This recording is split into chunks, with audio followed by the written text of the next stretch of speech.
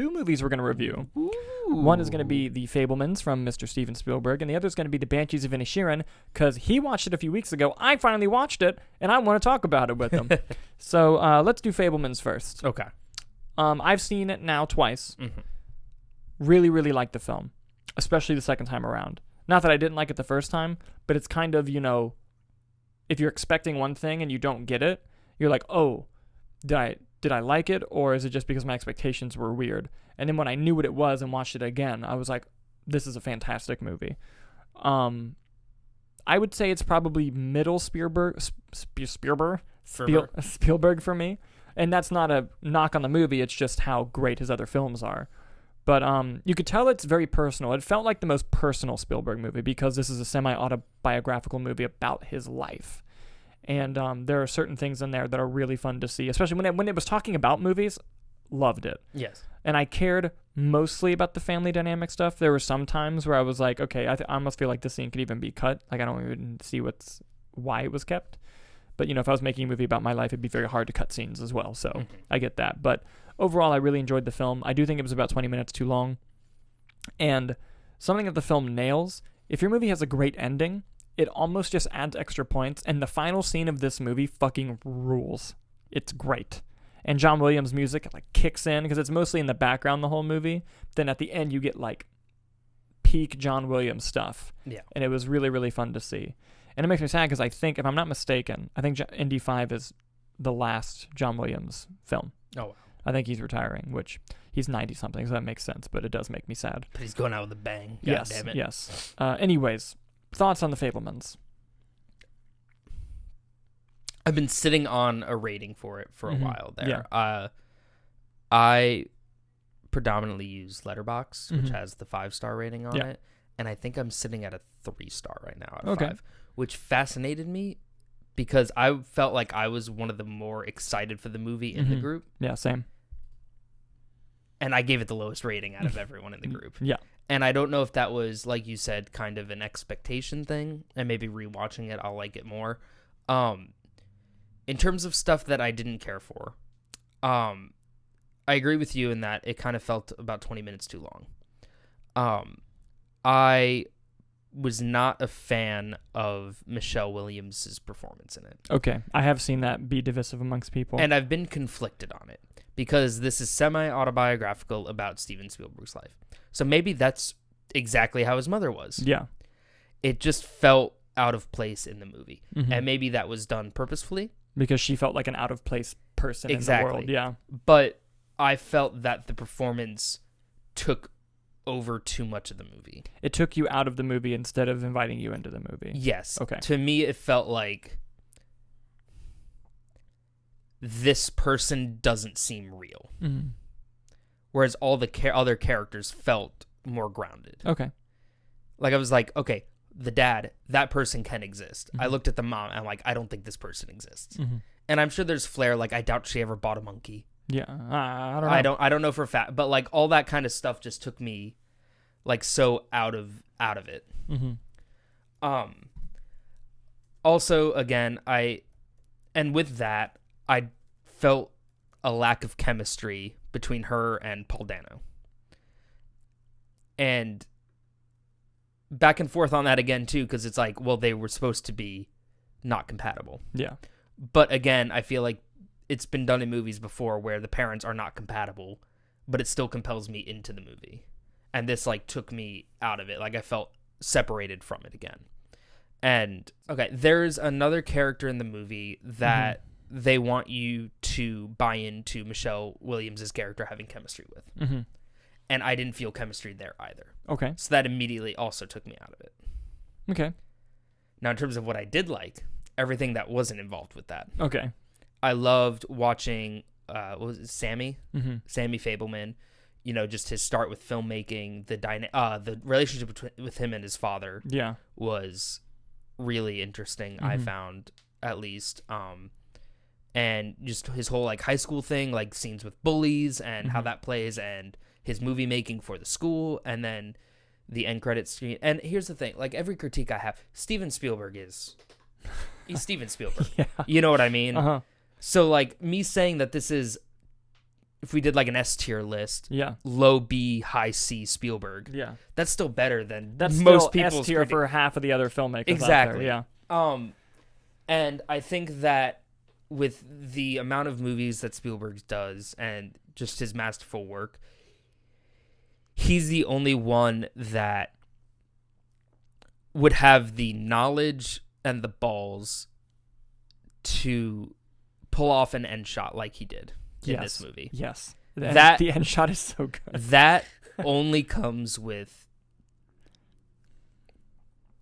just experience and talent, I think. Yeah. And that outweighed so much of it for me and that whole final sequence, like you said, I thought was great. But yeah, I'm kind of just sitting at like I don't know if it was expectation, maybe if I see it again, but I kind of felt the same way about Michelle Williams' performance as I did about Tom Hanks in Elvis. Okay. Where the character was just too much that I felt like it knocked down, let's say, like a 4-star movie down. In my eyes, at least. I see. And I'll say this with Spielberg, too, because I think he does a great job directing the film, and I think he will get nominated and possibly even win Best Director for the film. But this may be a bit controversial. I like this film more than I like West Side Story, but I think he directed West Side Story better than he directed this film. Okay. Like, when I was watching West Side Story, I was like, we are watching the GOAT right now. Like, going off. Like, especially with, like, the gymnasium sequence and stuff. Yeah. And this film, now granted, this film is not a musical. It's not flashy like West Side Story is supposed to be. It's more intimate, family It's more drama, intimate, and he nails that stuff. And where the Spielberg that we know shines is the scenes with him alone with his camera, with his filmmaking. Like the scene that's in the trailer, so I can say it, the young Sammy Fabelman holding up his hands as a screen for the projector. Like that kind of shit is like, oh my God. And like the final sequence, unbelievable, with an amazing, amazing cameo, by the way. But, I think that I recognize that throughout this movie, you're supposed to kind of sit and observe these characters. But I also feel like, as an artist with Steven Spielberg, there's a part of him that kind of was, like, hard to disconnect. You know what I mean? To do those moments. But the ones that were alone, personal with him, he could, because that's who he's been living with his whole life. Yeah. But, and look, Judd Hirsch comes in this movie and fucking steals it. That's it. Like, I just didn't I didn't know if this was supposed to be a love letter to his family or a hate letter. Mm-hmm. And I think I said it when we got out of the theater. I said, a man will really become the greatest filmmaker of all time just to direct a family drama instead of going to therapy. Yes. And that's exactly what I felt like. Like, I didn't... to me, it wasn't a love or hate letter. It was an honest letter. Mm-hmm. It was just a look as to the family through the lens of his personal view of it. And something I'll give it to with something like this is it didn't feel self-servicing to Spielberg. Yeah. Like, he wasn't just sitting there like, yes, I know I'm the greatest filmmaker. Yeah, no, it did not feel that way. Yeah. Like, you could watch this, that's Steven Spielberg directing it, and if someone didn't know that it was about his life, I don't know if that would, like, piece together. Yeah, I will say, if you didn't know that, the film still works. Yes, exactly. 1,000%. Yeah. And he's not narcissistic, because there's a cameo in this movie that I mentioned earlier that would have been tailor-made for Spielberg to cameo as. Yeah. And the fact that he didn't just shows he's a good person, because I don't know if I was making a movie and that cameo was in it, I probably would have done it just to be an asshole. I think I leaned over to you and I said, he wouldn't, would he? Like, as it was building up, because they kind of teased like, oh, there's about to be a cameo. Yeah, and I said, I will give it 5 stars if it's him, just because that'd be just awesome. Yeah. But and now the hilarious thing about all of this, the way we're talking about the movie very critically, very openly critical, because of how much we admire Spielberg's work. We both enthusiastically recommend to see this movie. It's not a, because like I hate when that happens where I'm talking about a movie and someone goes, "Did you not like it?" I'm like, "No, I'm just in depth speaking about it." Here was my thing, I think, that also paid to, and again, expectation and everything. Yeah. The trailer made me cry. Yeah. I'll be open about it. Mm-hmm. I teared up during the trailer watching it. I didn't get close to being teary-eyed in this movie. Mm-hmm. And I think that also kind of impacted me and my viewing of it. Mm-hmm. Yeah, for sure. But recommend, don't recommend. I mean, it's Spielberg. Yeah. Get them while you can. Of course. Absolutely, yes. So those are our thoughts on the Fabelmans. Now let's move on to the Banshees of Inisherin, yes, which you had the pleasure of seeing before me. What a movie. I told you. You did. And here's the thing. It's not that I didn't believe you, because I love Martin McDonagh as a writer and director. He is fucking phenomenal, and he's not brought up enough in the conversations of the best filmmaker working today. Mm-hmm. He truly is.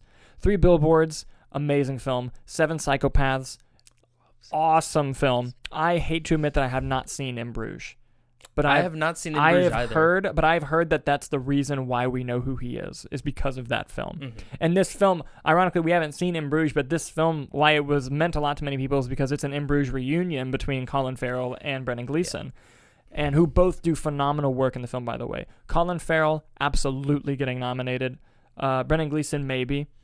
Although they're going to overlook Barry Keoghan, and it's going to upset me because he's great in this movie. I'm not a big Barry Keoghan fan, and this is the first time that I was like, all right, go off. He did excellent. And the actress who plays the sister is leaving me. But yeah, look it up, because she crushed it as well. I want to see her get nominated too. She was phenomenal in the movie. And here's the crazy thing about this movie. The plot of this movie... Carrie Condon. Amazing. The plot of this movie is so simple. She's Friday. Really? Yeah, the voice of Friday in Infinity War. Didn't know that. How about that? Yeah. She didn't say feck in that, though. Feck. And that made me sad. Yes, but the plot of this movie is extremely simple. It is about these 2 friends who live on Inisherin. It's a period piece. I forget what year they... One of the wars. Yeah. Yeah. 2? I don't know. Yeah. It's Inisherin is like an island off of Ireland, so it's disconnected from the mainland. 2 best friends who live there. One of the best friends decides one day, I don't like you anymore, and I don't want to be your friend. And the whole movie is just about the other friend struggling with that and trying to win his friend back. And I tell you this, and you're like, that doesn't sound appealing or interesting. It's a beautiful movie. Well, then the other friend gets annoyed and says, listen, if you talk to me, I'm chopping a finger off every time you do. Mm-hmm. And that sounds funny in theory, and it's heartbreaking. Yeah, and just seeing like this whole relationship fall apart, seeing this guy kind of just, you're stuck on an island, you don't have many friends, and everyone talks to each other. So every time he goes to his favorite bar, the guy who he wants to talk to but doesn't want to talk to him is there. Mm-hmm. And, just seeing that happen, seeing the film balance tone from comedy to drama beautifully, and each minute of the movie is better than the previous minute. Like, it just goes like this, the whole movie. With that simple of a plot, like we just described, you're thinking, how the hell are they going to milk this for 2 hours? Yeah. And then the movie ends, and you're like, are there not 2 more hours? Yes. And also, and this is something I bring up all the time when I talk about different aspects of writing, different aspects of filmmaking, is plot versus story. Plot, very simple. Story, deep, thematic, beautiful. The story of this film is what drives it home, along with the characters. Mm-hmm. And, there's some really conflicting emotions from these people. Like, no character is one-dimensional, which was very nice to see. And just some of the dialogue, too, when you said, like, the balancing of the comedy and mm-hmm. switching from comedy to drama, but I would say that it's not switching as much as they're, like, intertwined. Mm-hmm. Like, Barry Keoghan has a line delivery, and you're like, that's a good joke, and then you just sit with that line, and you're like, oh, no, he was being serious. Yeah. Mm-hmm. Like, just that deflection with the humor. Yes. Was just so wonderfully done. Yeah. And the movie does let you sit. The movie lets you sit, and it feels slow, but my attention was on the movie from the moment it started to the moment it ended. Mm-hmm. Like, it never lost me. Not and it just goes to show how great Martin McDonagh is, and he's not talked about enough. And, yeah. You want to hear something fucking nuts? Mm-hmm. I have to make sure. I don't believe he's ever been nominated for Best Director. He's only been nominated for writing, I think. Didn't Billboards get Best Picture? Nomination. I don't think it got a... Directing? Let me make sure of that. Because now, granted, he deserves every writing nomination he's ever gotten, because he's a great writer. Yeah. But he's also a phenomenal director. Where do you see Banshees going for the Oscars? Definitely a screenplay. Definitely screenplay. It might win. Screenplay? Easy. Because I think it's an original screenplay, so it'll be in the original category. I think they'll probably end up going up against Everything Everywhere All at Once for that. Yeah. I think that'll be a tight race. Yeah, there's a few. Oh, we're getting close to Oscar season. This is my favorite time of the year where we get to have all these discussions. So, Academy Awards, he was nominated in 2018 for Best Picture and Best Original Screenplay for 3 Billboards, mm-hmm. and he was nominated for writing In Bruges. The only thing he won for was he won a Best Live Action Short Film. Wow. At the Oscars? Mm-hmm. So he does have an Oscar on his shelf. Yes, but not for writing, and he's never been nominated as a director. Just for Best Short. Yeah. Yeah. Crazy.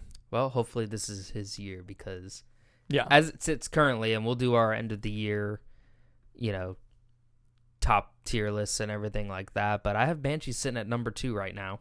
No, it's my number 2 movie of the year also. So, it jumped there. Yeah. What's your number? Is it Everything? Mm-hmm. Yeah, that's where mine's at too. Yeah. I have the 4K, by the way, but I haven't watched it yet.